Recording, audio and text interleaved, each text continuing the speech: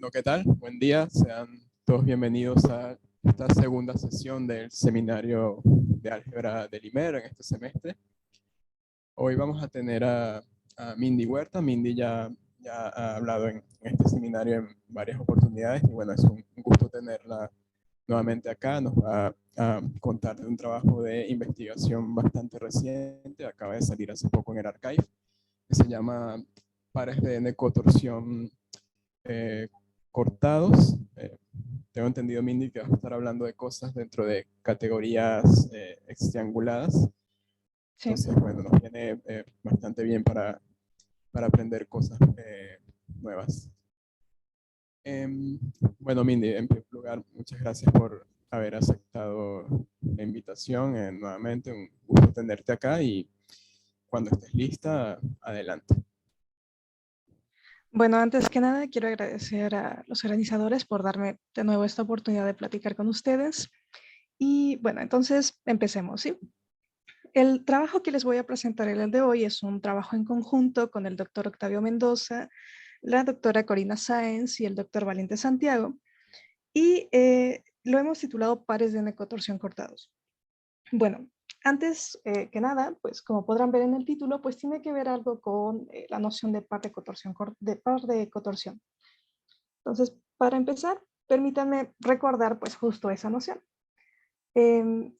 Esta noción originalmente salió para categorías abelianas y consiste de lo siguiente. Tenemos dos clases de objetos, digamos A y B, que aparecen aquí, clases de objetos en una categoría abeliana, y vamos a decir que el par es un par de cotorsión completo izquierdo, ¿sí?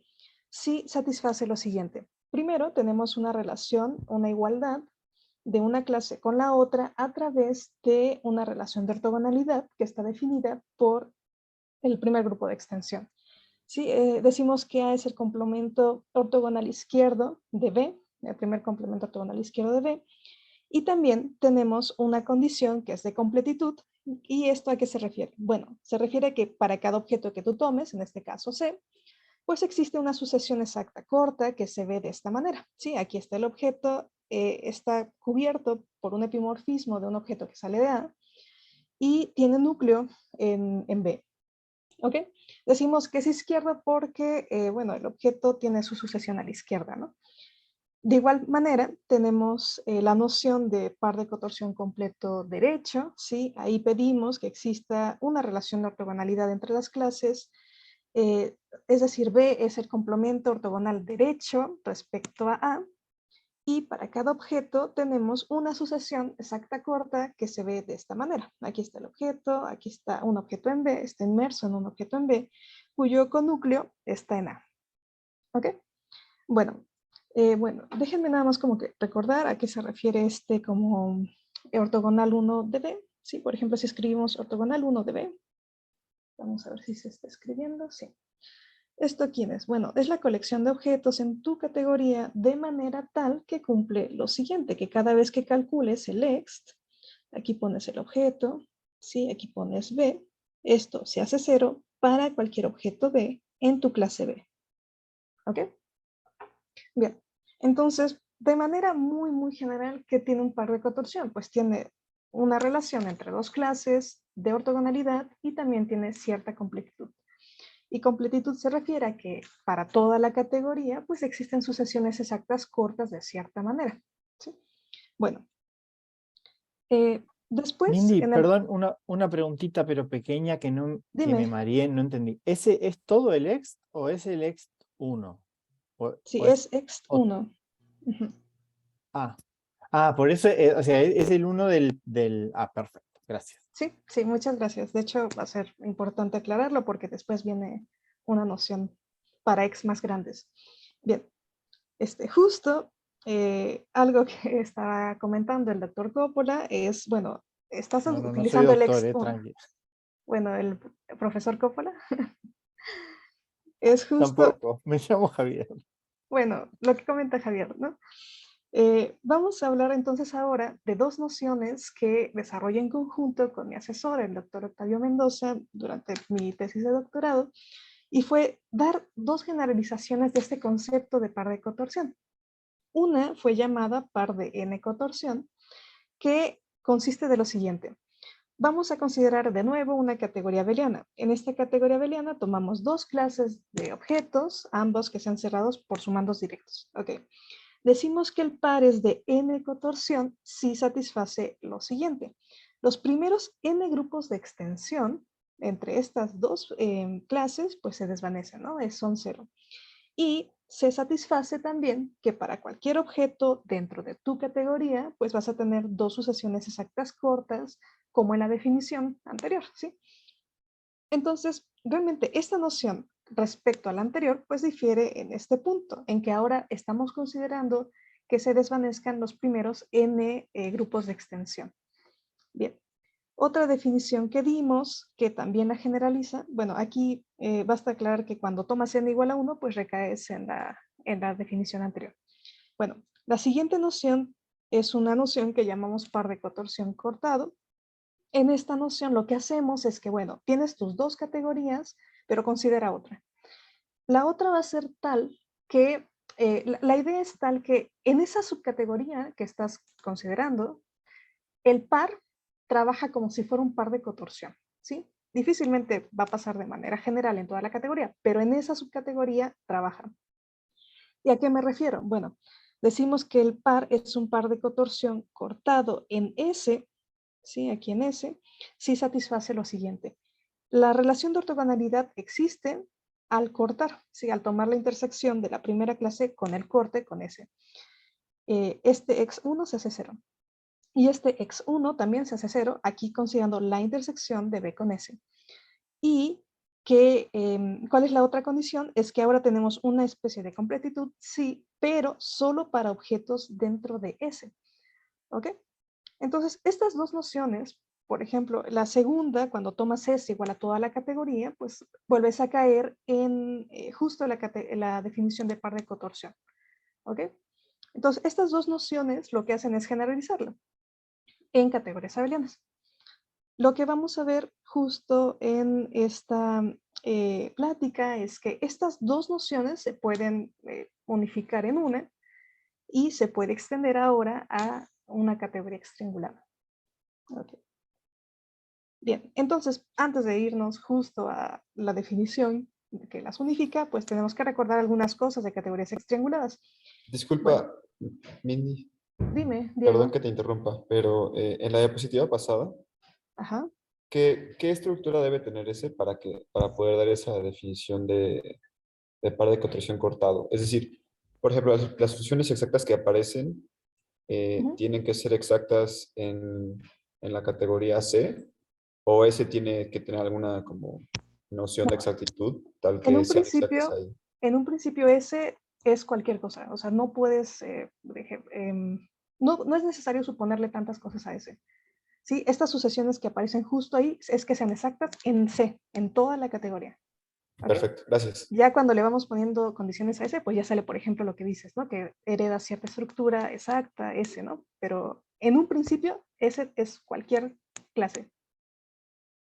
Sí, muy bien. Bueno, entonces, bueno, voy a recalcar un poco esto de la categoría extriangulada. Voy a hablar como que la definición de manera muy, muy general. Quien es un experto es justo Diego.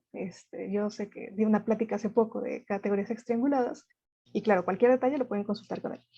Bueno, para empezar, lo que voy a hacer es justo recabar como que la información muy, muy general de este artículo que aparece en azul por Nakao y Palo. ¿Qué es una categoría extriangulada? Bueno, consiste de manera general en una terna. ¿Y esta terna qué tiene? Bueno, consiste de C, E y S, donde C es una categoría aditiva. Pedimos que este E que aparece aquí sea un bifuntor aditivo, es un bifuntor que va de C o cruz C en los grupos abelianos, y se pide que este S sea una correspondencia. Pero, ¿cómo está hecha esta correspondencia? Bueno, primero, de manera general, pues si tienes el bifuntor E de arriba, pues puedes tomar una pareja, digamos C y A. Ajá. Lo evalúas en ese bifuntor, entonces te da un grupo abeliano, entonces puedes considerar un elemento delta dentro de este grupo abeliano. Ok, a este elemento delta le vas a asociar algo que se ve así. Ajá. ¿Qué es? Bueno, es primero una sucesión de dos morfismos, ¿sí? Si por ejemplo aquí te aparece CA, pues empieza en A y termina en C. el de en medio es otro objeto, lo que sea. Pero esta sucesión la vas a tomar de acuerdo a tomar la clase de equivalencia respecto a una relación. ¿Que cómo es esta relación? Bueno, si tú tienes dos morfismos como aparecen aquí, digamos aquí está X y tienes otra X', B', perdón, Y', el objeto de medio pues no necesariamente tiene que ser el mismo, puede ser otra cosa. Entonces dices que están relacionados si existe un isomorfismo de B en B' de manera tal que los dos triangulitos conmuten. ¿Ok? Entonces, ¿qué haces? Bueno, te tomas delta, le asocias un par de dos morfismos y después tomas la clase de equivalencia que te da esta relación. ¿Ok? Ok, eso es lo que hace ese. Y por último, ¿qué más cumple? Pues cumple por ahí una serie de condiciones extras. ¿Sí? Ahí se ve. Ya. ¿Ok? Claro, hay muchos más detalles que decir y lo pueden consultar justo en este artículo de Nakaoka y Pano. ¿Ok? Pero para el propósito de lo que quiero hacer, basta con tener como que la idea muy, muy general. ¿Ok? Bien. Ok, ¿qué otra cosa necesitamos? Necesitamos hablar acerca de categorías trianguladas y ciertos objetos que son fundamentales. Uno de esos es la noción análoga a módulo proyectivo. ¿Y cómo se definen ahora en categorías trianguladas que algo sea proyectivo? Bueno, decimos que un objeto es proyectivo si cumple lo siguiente. Si tú tomas, bueno, aquí me faltó decir un poco más, perdón. Esto que está aquí, cada vez que tengamos como que este arreglo que a delta fue a dar a esta clase de equivalencia, pues eso le vamos a llamar que sea un triángulo. ¿Ok? Bien. Entonces, regresando a la definición de proyectivo. ¿Qué es que un objeto sea proyectivo? Ah, bueno, va a cumplir esta condición, que cada vez que tú tengas aquí un triángulo, como está acá, y tienes tu objeto P y un morfismo que va justo al tercer término, pues este morfismo se factoriza a través del segundo morfismo Y. ¿Ok? Sí, es muy, muy similar y muy natural la definición a lo que ya conocemos como módulos proyectivos. Sí, pero ahora con triángulos. ¿Y qué otra cosa necesitamos? Bueno, necesitamos también hablar de cuando la categoría tiene suficientes proyectivos. La categoría tiene suficientes proyectivos si para cualquier objeto que tú consideres, digamos C, pues existe un triángulo que se ve así. Aquí está C, el de en medio es un objeto proyectivo, como en la definición anterior, y pues este puede ser lo que tú quieras, ¿no? Nada más con que exista ese triángulo con estas dos condiciones. Ok, bien. ¿Por qué es necesario hablar un poco de que la categoría tenga suficientes proyectivos? O, claro, tenemos la noción análoga de que tenga suficientes inyectivos, porque después, justo en este artículo de Liu y Nakaoka, pues hablan de como grupos de extensión a niveles más altos. Entonces, déjenme explicarles un poco más sobre esto. Para esto, necesitan considerar una categoría C extriangulada con suficientes proyectivos, inyectivos, como la definición anterior. Y, por ejemplo, si ustedes toman dos objetos X y Y, pues como tienen suficientes proyectivos, para X tú le puedes encontrar un triángulo que se ve así. Y el de medio es proyectivo y el de la izquierda, si el de la izquierda, pues es otra cosa. Luego, para el de la izquierda que te va quedando, pues puedes considerar ahora un triángulo, también de esta forma, ¿no? El del medio proyectivo y el segundo, pues que sea otra cosa. Después de cada pasos, pues obtienes una serie de triángulos que tienen esa propiedad, como que van encadenados justo con el último término y el primero del que sigue. De manera análoga, ahora usando que tienes suficientes inyectivos, pues puedes hacer el mismo proceso, pero ahora con Y, ¿sí? Tienes Y, entonces existe un triángulo que se ve de esta forma, con el de en medio un objeto inyectivo. Vuelves a hacer este proceso con el último objeto, entonces obtienes otro triángulo que se ve de esta manera, repites el proceso K veces y obtienes esta serie de triángulos, ¿no? Que están como que anidados de cierta forma. Bien. ¿Por qué esto es importante? Porque Liu y Nakaoka probaron lo siguiente. Probaron que si tú, por ejemplo, comparas este X con el último objeto que te sale aquí, y calculas la evaluación bajo el bifuntor que tienes por definición, ese grupo, como grupo abeliano, es isomorfo a tomar el objeto y calcular la evaluación con este último objeto omega k de X. Entonces, como grupos abelianos son isomorfos y ellos se dieron cuenta que funcionan como si fueran tus grupos de extensión a niveles más altos, ¿no? De hecho, lo definen así como el E de K más 1. ¿Sí? Aunque en esencia pues es el mismo E, ¿no? Nada más que bajo este acomodo. Ok, la prueba de esto, créanme que no es para nada sencillo, requiere de bastantes detalles, pero justo con este resultado, pues obtenemos ya como que todos los ingredientes que aparecían en las definiciones de N-cotorsión y cortados. ¿Por qué? Porque en N-cotorsión necesitamos hablar como grupos de extensión a niveles más altos, ¿ok? Entonces, ya con esto podemos dar la definición que les propongo el día de hoy. Decimos que una categoría extriangulada con suficientes proyectivos inyectivos, si tomas bueno, en este caso 3 clases de objetos en esa categoría, decimos que el par es un par de N cotorsión cortado en S si satisface lo siguiente. Aquí voy a hacer distinción en que sea izquierdo o derecho, ¿ok? Izquierdo si cumple esto que voy a mencionar. La primera clase debe ser cerrada por sumandos directos. La segunda condición es que los primeros n grupos de extensión, ¿sí? Como lo define Liu y Nakaoka, al momento de calcular esto, ¿sí? Aquí vamos a tomar la intersección de A con S y B en la segunda entrada, esto se haga 0. Y por último, debe pasar que para todo elemento en S, ¿sí? Tengamos un triángulo ahora, ¿no? Ahora cambiamos sucesiones exactas cortas por triángulos que se vean de esta manera. A, B y S, ¿sí? Si tenemos como que las condiciones duales, decimos que es un par de N cotorsión cortado a derecha en S, ¿ok? Entonces, en esta definición está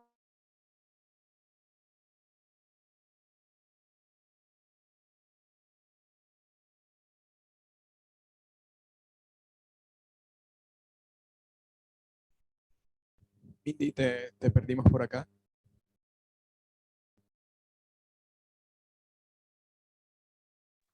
Sí, como que tenía dos usuarios y se fue el que estaba hablando, ¿no? Sí, sí. No, pero acá ya se reconectó, no hay problema.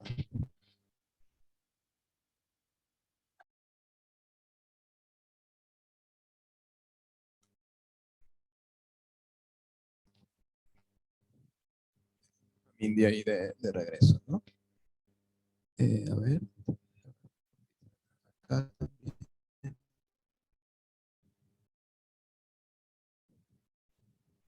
Hola, ¿me escuchan? Todo pronto. Sí, sí, perfecto, ya tenemos de vuelta. Disculpen. Ok. Bueno, entonces me quedé con esto, ¿no? Con la definición ya que les estoy proponiendo. Y bueno, entonces en esta definición nos está pasando ya como que las dos definiciones aparecen, ¿no? Hay grupos de extensión hasta cierto índice y hablamos de completitud en un pedazo de la categoría, ¿no? En donde vamos a decir que es el corte. Bien. Entonces, lo que voy a hacer ahora es mostrarle ejemplos de esta noción en varios contextos. El primero de ellos es que se pueden obtener pares de N-cotorsión cortados usando cogeneradores y generadores relativos. Entonces, para eso voy a empezar con esta definición. Decimos que C en una, bueno, aquí es primero en una categoría abeliana. Vamos a considerar NU y S clases de objetos en C.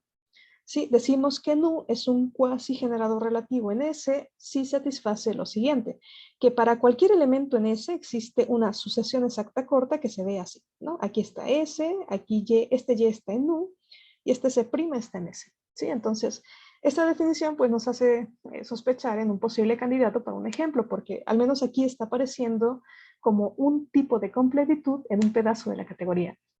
Bien, pero no solo necesitamos completitud en un pedazo de la categoría, sino que necesitamos la relación de ortogonalidad dada por los ex. Entonces, para eso vamos a tomar la siguiente definición que nos dice, NU es S proyectivo si satisface que todos los grupos de extensión entre NU y S pues se anulan, ¿no? Son cero. Bien, entonces con estas dos definiciones tenemos lo siguiente. En el caso de que tanto NU como S sean cerradas por sumandos, que es como que el otro factor que necesitamos en la definición, pues obtenemos que el par NU con S es un par de N cotorsión cortado en S. ¿Ok?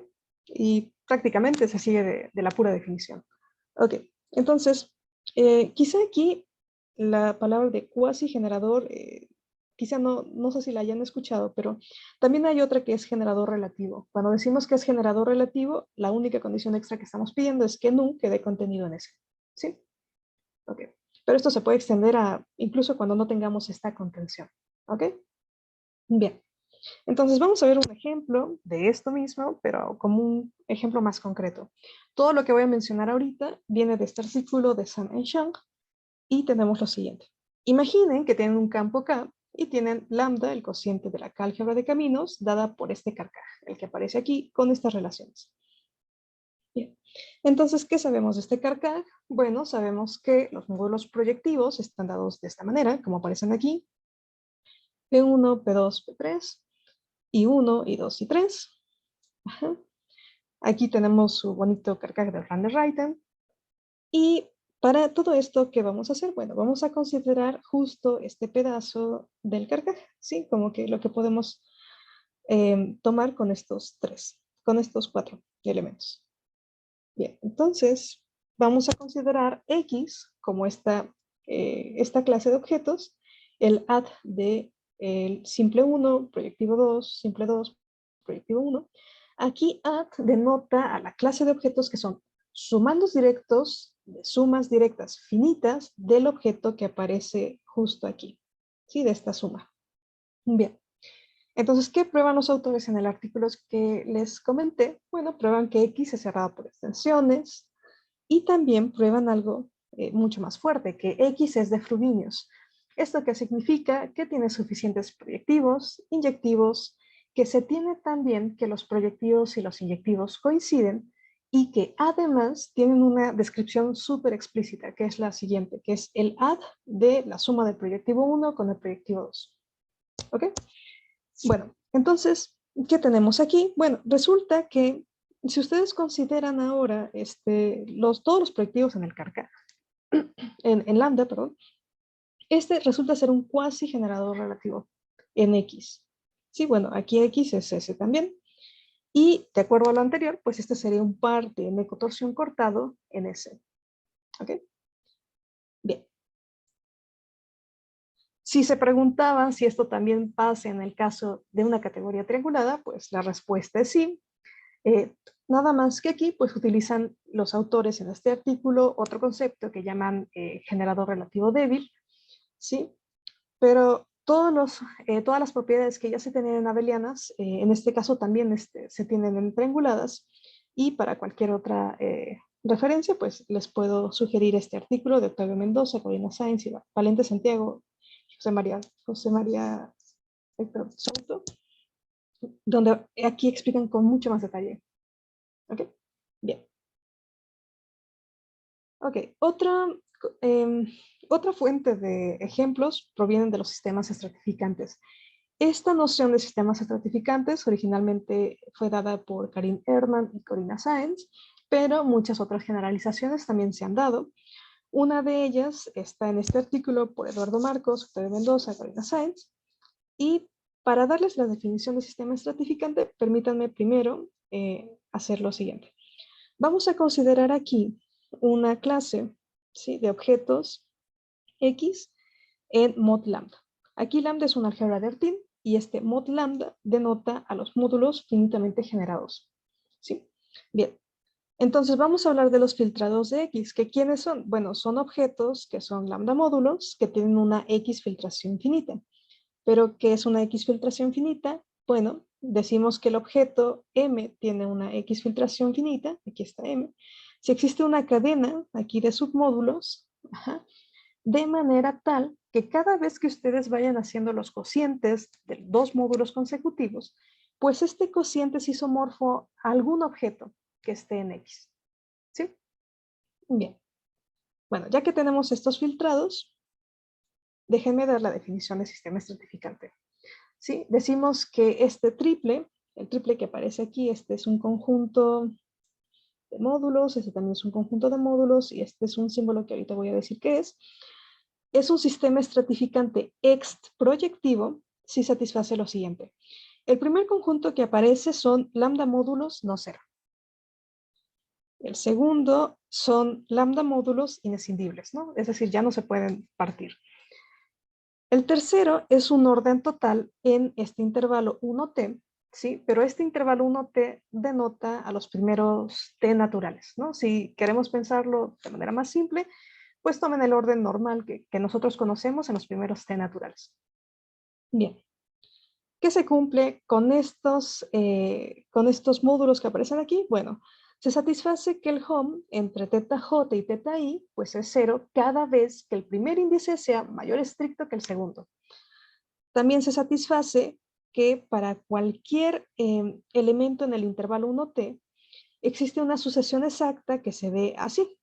¿Sí? Aquí aparece θi, que es el que aparece justo en el primer conjunto, ¿sí? El segundo término es QI, que aparece en este conjunto, y este KI debe ser tal que es filtrado por índices mayores estrictos que I. Ajá. Bueno, ¿qué se tiene con esto? También se tiene que el ext1 de Q, donde aquí Q es, toma todos los que estén en el segundo conjunto y súmalos. Ajá, ese es el objeto que aparece acá. Con teta es 0. Aquí con teta quiere decir que cada vez que tú pones, por ejemplo, teta 1, se hace 0. Teta 2 se hace 0. ¿Ok? Bien. Entonces, con todo esto, ¿qué podemos también sospechar? Que en esta definición como que aparece todo, ¿no? Aparecen sucesiones exactas cortas de cierto tipo, ¿no? Y aparece una relación de ortogonalidad con el ext1. Entonces, bueno, pues igual de aquí sale algún ejemplo que tiene que ver con par de n-cotorsión cortado a nivel 1. Y bueno, para eso vamos a considerar lo siguiente. Tomen J en el intervalo y T fijo. Eso está fijo. Y vamos a tomar aquellos que son filtrados, ¿sí? Tales que el mínimo de su filtración es J. ¿Sí? Ahorita voy a decir quién es este mínimo. El mínimo denota al menor K, tal que este valor que ven aquí es distinto de 0. Este valor que aparece aquí se llama la multiplicidad de M respecto a θk. Y les voy a explicar como que quién es, ¿no? Imaginen, por ejemplo, que tenemos un módulo M y este módulo tiene una cadenita, digamos, de 2 elementos, así, ¿no? Entonces, como está filtrado, cada cociente debe ser isomorfo a algún θi, ¿ok? Entonces, por ejemplo, imaginen que este cociente fue isomorfo a θ1, que este fue isomorfo a θ1 y que este fue isomorfo a θ2, ¿ok? Entonces, la multiplicidad de M respecto a θ1, en este caso es 2. ¿Por qué? Porque aparece θ1 dos veces en esa filtración. La multiplicidad de M respecto a θ2 es justo 1 porque aparece una sola vez θ2 en esa filtración. Bien. Ahora, yo sé que se podrían preguntar, bueno, pero aquí estás tomando una filtración, estás como que calculando los θis que aparecen, los estás contando y me estás diciendo la multiplicidad. En un principio, esta multiplicidad podría depender de la filtración que estés tomando.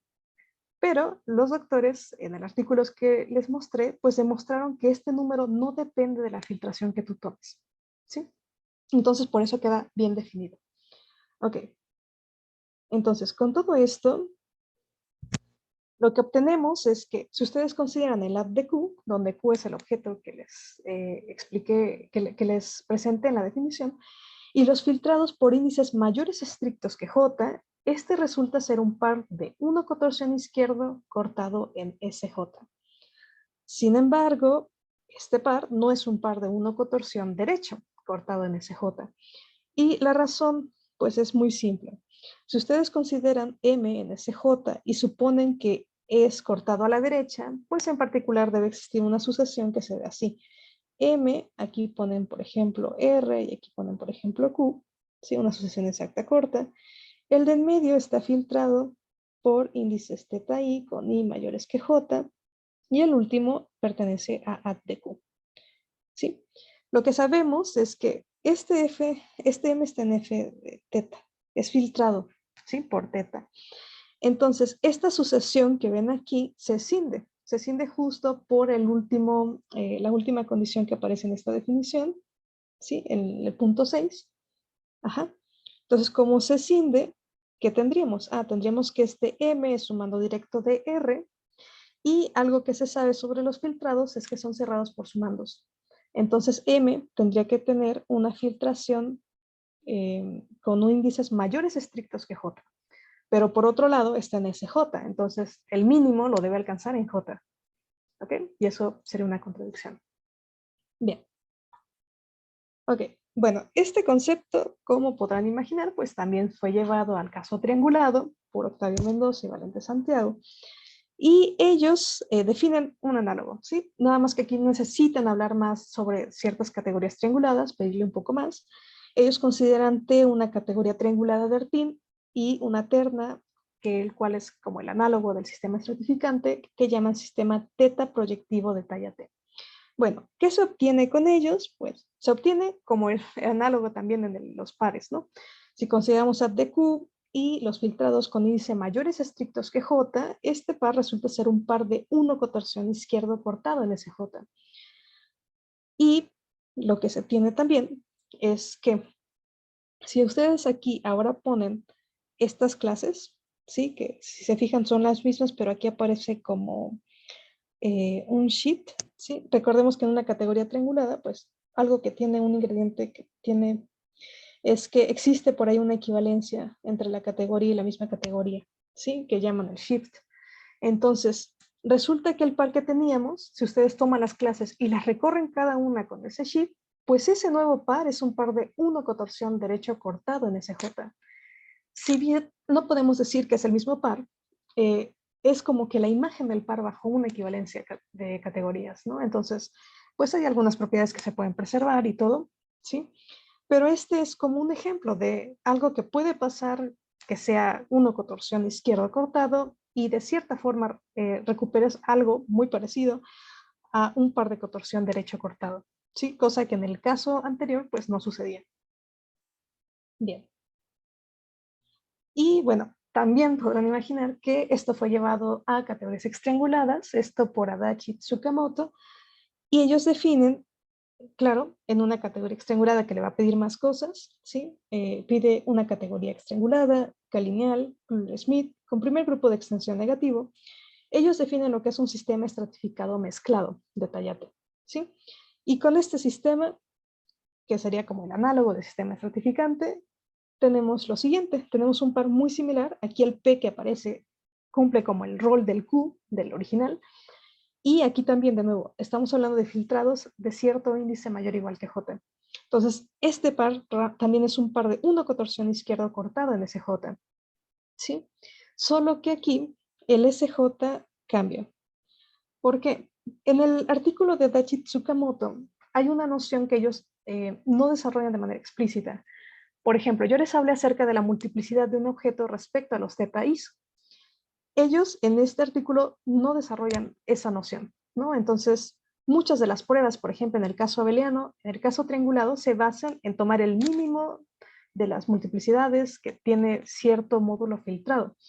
Ellos, en lugar de tomar esa condición, utilizan lo que aparece justo aquí abajo. Ellos se fijan más como que en esta propiedad. De cierta forma, hablar como que el mínimo valor, tal que cuando tú lo evalúas con el objeto y el θj, esto se hace distinto de cero. Entonces, aun cuando la noción que tenemos de sistema estratificante pues puede ser extendida en distintos contextos, los pares, por ejemplo, pueden cambiar, pueden comportarse distinto como los dos casos anteriores, o incluso para poder tener como un análogo tendríamos que cambiar los cortes. En este caso, pues este SJ cambia, ¿no? No es propiamente lo que vimos antes. Bien. Ok. Y bueno, algo que se conoce de categorías extrianguladas es que cada vez que tú tengas una subcategoría cerrada por extensiones y por isos, bueno, en este caso basta decir que el cero está, se obtiene por sí misma una estructura extriangulada, ¿sí? Aquí lo que se hace es que si tú tienes D, tu subcategoría cerrada por extensiones y con el cero, lo que hace este E sub D es que se restringe a E triángulos de manera tal que los objetos estén en D. Ajá, es como restringe los triángulos a objetos en D y la realización consiste pues en solo realizar los triángulos que ya restringiste. ¿Ok? Entonces esto se sabe. Esto también se puede checar en el artículo de Nakaoka y Palu. Y pues una pregunta que a nosotros nos surgió fue, bueno, ¿qué tal si cuando tú cortas justo en este tipo de categorías que son cerradas por extensiones, en lugar de decir, bueno, es que esto va a ser un par de cotorsión cortado ahí, realmente no estás haciendo nada y estás cambiando la estructura triangulada, ¿no? Estás como que cambiando la categoría triangulada. Y la respuesta es que tenemos que esta noción de par de cotorsión cortado, n cotorsión cortado, coincide con la versión usual de par de cotorsión bajo el cambio de este tipo de categorías trianguladas, sí y solo si se satisface esta condición, que las dos clases queden contenidas en el corte. ¿Okay? Entonces, para explicar un poco más esto, permítanme dar el siguiente ejemplo. Todo lo que voy a mencionar aparece en este artículo, en azul, y nos dice lo siguiente. Si tú tienes una categoría triangulada con suficientes proyectivos e inyectivos y tienes Xi, una clase propia de triángulos, esto de que Xi es una clase propia de triángulos, realmente es una clase de triángulos, o sea, tenemos los triángulos que nos da este E, pero que cumplen unas condiciones extra. ¿Sí? ¿Cuáles son esas condiciones extra? Bueno, prácticamente la clase Xi se debe cerrar bajo ciertas construcciones, tipo cuando aplicas ciertos axiomas de categorías trianguladas. ¿Ok? Entonces, es una restricción de triángulos este Xi con ciertas propiedades. Bueno, ¿qué se sabe? Que si tú ahora tomas esta clase Xi y te fijas como solo en esa clase, ¿sí? A través de este E, de este disjuntor E y a través de la realización, los autores prueban que obtienes una categoría triangulada también. Y en esta categoría triangulada vamos a considerar la siguiente pareja. Esto que aparece aquí es algo que ellos llaman como los objetos Gorinstein proyectivos Xi. Y lo que aparece aquí son los objetos que tienen dimensión proyectiva Xi finita. ¿Sí? Esto que aparece aquí es como la generalización de algo que ya se conocía en módulos, que son los módulos Gorinstein proyectivos y los módulos que tienen dimensión proyectiva finita. Bueno, estas nociones, los autores en este artículo las extienden, ¿sí? Dentro de lo que se puede en una categoría triangulada.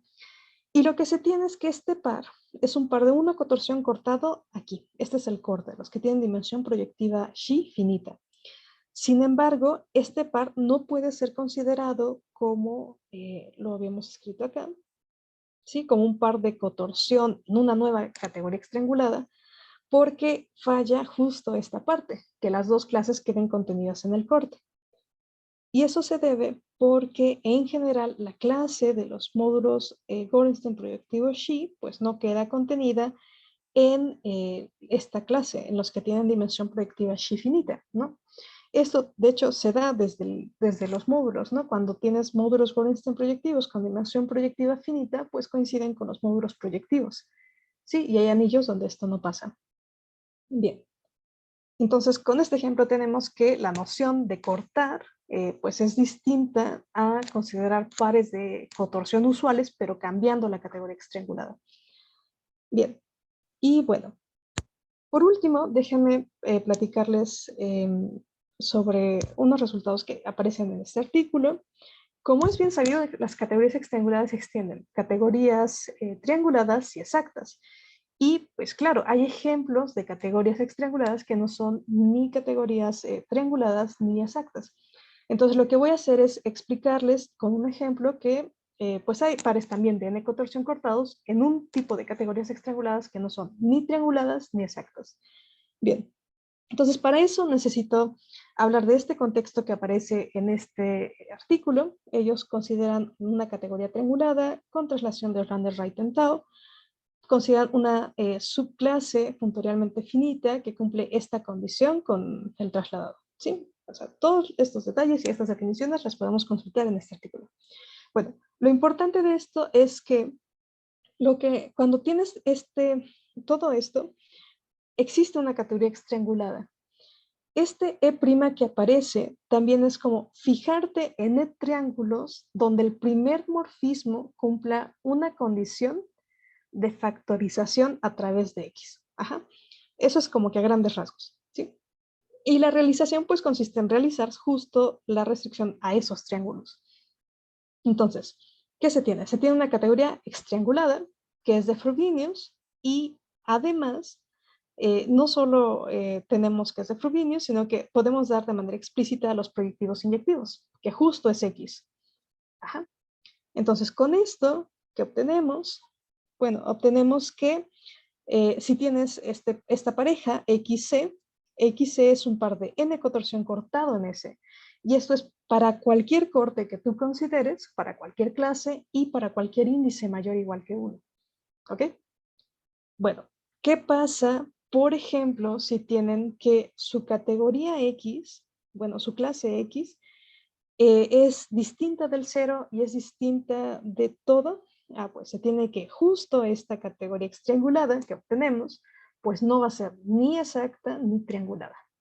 Entonces, este es un ejemplo de, pues justo de la noción, de un ejemplo de par de N cotorsión cortado en una categoría triangulada propiamente, ¿no? O sea, que no es ni triangulada ni exacta. Y bueno, eso es todo lo que le quería platicar el día de hoy y muchas gracias por su atención. Al contrario, Mindy, gracias a ti. Vamos a darle un aplauso a Mindy por su charla.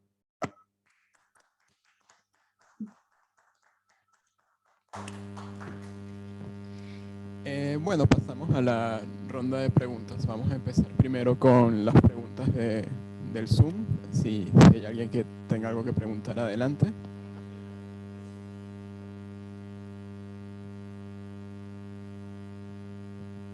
Adelante, Diego. Pues yo tengo una pregunta, Mindy. No sé si has visto unos artículos publicados hace unos años entre varias personas, Jorge Cimental, como de una perspectiva alternativa de la proyectividad y la inyectividad de módulos. Creo que no, pero platícame. Básicamente, como que se fijan en vez de fijarse en como módulos, en tomar una clase y ver los módulos, ¿cómo se dice? Digamos una clase S y ver los módulos S proyectivos o S inyectivos, más bien tomar una clase y ven el dominio de objetos de la categoría sobre la cual todos los objetos de esa clase son inyectivos o proyectivos, ¿no? Okay. Entonces, como que darle un poquito la vuelta y ven como los dominios más grandes sobre los cuales todos esos objetos pueden ser proyectivos o inyectivos, o los más chicos, etcétera. Y pues por ahí pueden salir cosillas interesantes. Eso es mi pregunta, es si tú habías considerado algo similar para, por ejemplo, pares de contorsión cortados, como tomando dos clases, dos pues, categorías plenas, considerar como cuáles son las subcategorías más grandes o más pequeñas sobre las cuales eso puede formar ya sea un par de contorsión cortado o un par de N-contorsión.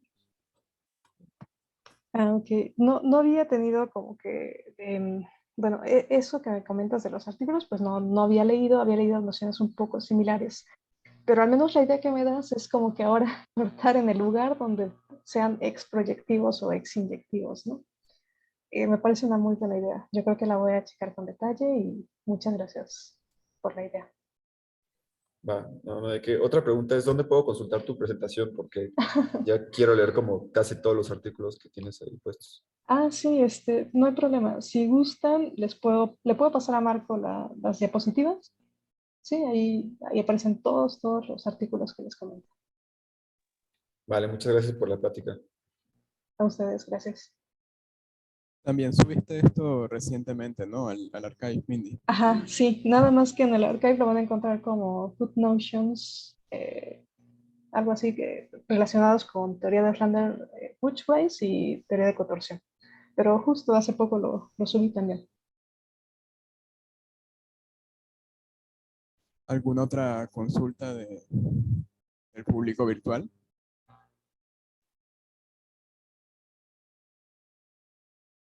¿No? Bueno, pasamos ahora al público presencial.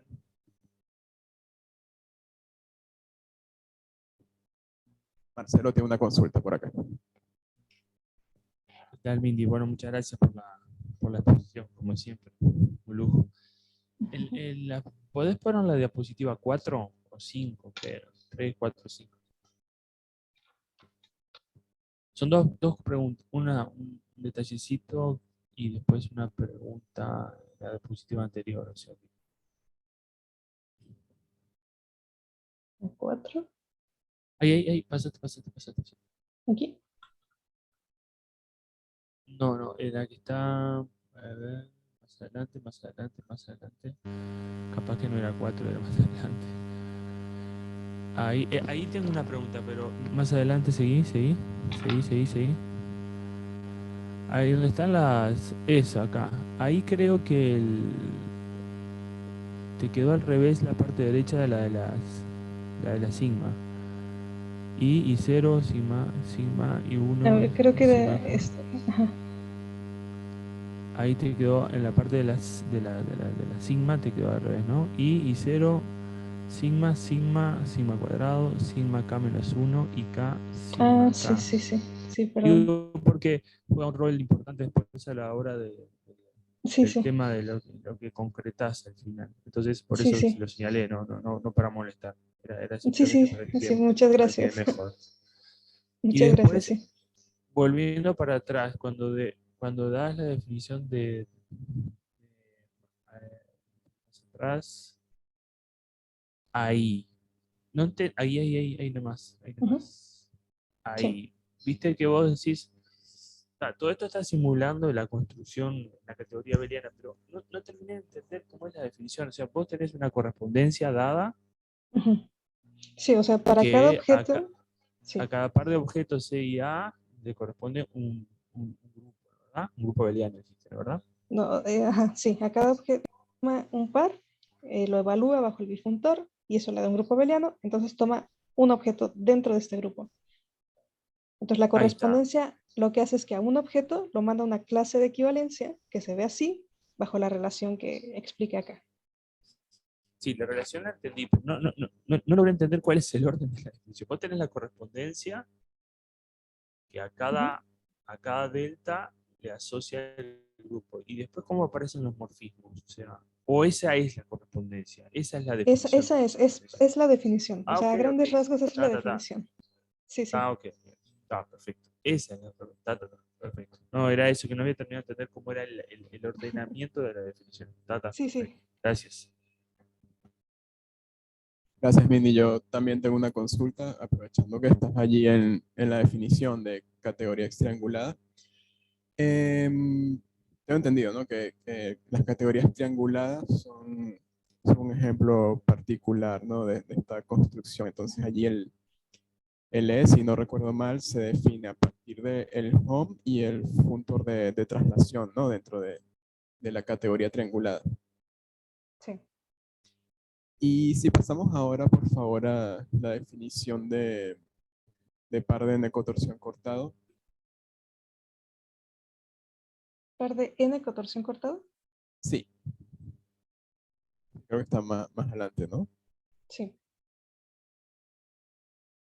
Voy a poner esto, que es la última. Exacto, que ahí ya hacen los cálculos con los hex más grandes, ¿no? Que por Sí. ejemplo, en el caso triangulado, eso se convierte en un home con el Y con el factor trasladado shift. enésimo o el shift de alguno de los dos que En la aparece allí segunda en entrada, sí. la segunda. Oh, ok. Ujú. Ajá, entonces mi pregunta es la siguiente. O sea, si por ejemplo B fuese una clase cerrada por traslaciones, por shiftings, Ujú. entonces allí digamos que la definición se trivializaría, ¿no? Porque se te anula todo. ¿Es Sí, así? claro. Sí. Eh, vale, Ajá. entonces mi pregunta es, en categorías trianguladas o en trianguladas, ¿son abundantes las clases que no son cerradas por traslaciones? No sé qué tan abundantes pudieran ser, pero por ejemplo, al menos en categorías trianguladas, que tengas que cierta clase se cierre a través del shift 1, es equivalente, a ver si no recuerdo, si recuerdo bien, a que la clase de cierta forma se cierre como por coconos o conos, ¿sí? Por ejemplo, tienes A, B, C, y digamos que este es un triángulo distinguido, esto en categorías trianguladas. Si tú tienes, por ejemplo, que esto esté en A y este esté en A, condiciones así son equivalentes a que el primero también esté. Nada más que no recuerdo si es hacia acá o es hacia el otro lado. Entonces serían tan abundantes como clases cerradas por conos o coconos tengas. No sé si Por eso... ejemplo, en el caso abeliano sería algo así, sería pedir cerradura por núcleos, ¿no? Ajá. Entonces, en el ejemplo de los Gorenstein, el que mencionaste de casi al final, Ajá. no estaría pasando eso justamente. Ah, que sea... o resuelve. O capaz es al revés, ¿no? La cerradura Ujú. que colocaste allí. O sea, que el shifting 1 contenido en A es equivalente a cerradura por coconos. Bueno, igual y no sé si en el último ejemplo pudiera aplicarse así del todo, porque en la relativización que hacen los autores, lo que hacen es que restringen mucho a trabajar con cierta clase de triángulos. A ver, déjame checar esto. Ajá, justo esta, ¿no? El punto 2. Ajá. Ajá, entonces en la construcción que ellos hacen es justo como que sí hablan acerca de módulos, bueno, de objetos Gorenstein proyectivos, pero están relativizados a una clase propia.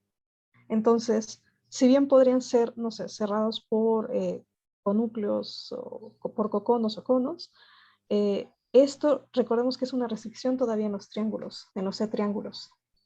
Ok, Entonces podrían serlo como que a nivel de todos los de la restricción, pero no podría decir si lo son en toda la categoría.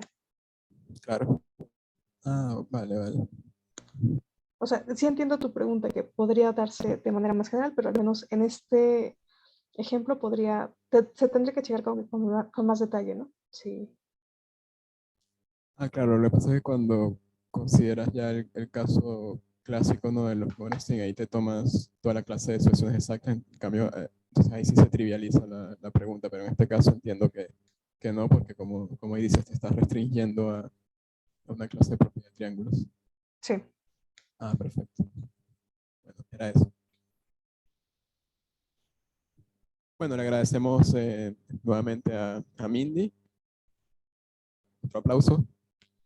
Muchas gracias.